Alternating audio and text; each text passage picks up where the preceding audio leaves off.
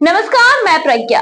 महाकुंभ में गंगा के जल की शुद्धता को लेकर लगातार सवाल किए जा रहे हैं।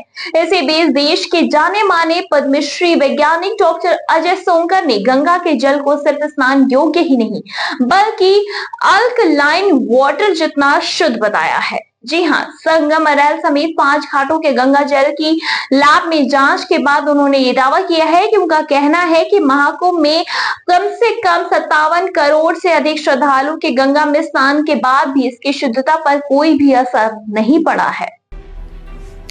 Missile man APJ Abdul Kalam के साथ वैज्ञानिक विमर्श करने वाले डॉक्टर अजय कुमार सोंकर ने कहा कि उन्होंने अपनी नैनी स्थित प्रयोगशाला में गंगा के जल की जांच की।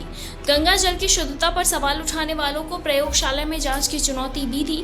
कहा यह भी जा रहा है कि जिससे जरा भी संदेह हो वो मेरे सामने गंगा जल ले और हमारी प्रयोगशाला में जांच करके संतुष्ट हो जाए।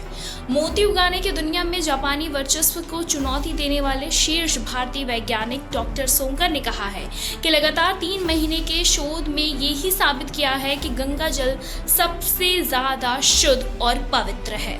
इसी के साथ ही बताते चले आगे आपको ये भी कि उन्होंने ये भी कहा है कि यहाँ नहाने से किसी प्रकार का कोई नुकसान नहीं हो सकता। बैक्टीरिया फेज यानी कि बैक्टीरिया खाने वाला का कारण गंगा जल की शुद्धता बरकरार है। गंगा का जल स्वास्थ्य के लिए काफ़ी ज़्यादा लाभकारी है और प्रयोगशाला में जल के नमूनों को 14 घंटे तक इंक्यूबेशन तापमान पर रखने के बाद भी उनमें किसी भी प्रकार की हानिकारक बैक्टीरिया की वृद्धि नहीं हुई। डॉक्टर अजय सोंकर ने कहा कि गंगा का जल न केवल स्नान के लिए सुरक्षित है बल्कि इसके संपर्क में आने से त्वचा संबंधी रोग भी सही होते हैं। कुछ संस्थाओं और लोगों ने भ्रम फैलाया कि गंगा जल आचमन और स्नान अयोग्य नहीं है, जिससे कि डॉक्टर सोंकर के शोध ने सिरे से खारिज कर दिया है। उन्होंने कहा है कि गंगा जल की अम्लता यानी कि उसके पीएच जो है वो सामान्य से बेहतर है और उसमें किसी भी प्रकार की दुर्गंध या जीवाणु वृद्धि नहीं पाई गई है। गंगा जल के सैंपल का पीएच स्तर भी 8.4 से लेकर 8.6 तक पाया गया है, जो कि काफी ज्यादा बेहतर माना गया है।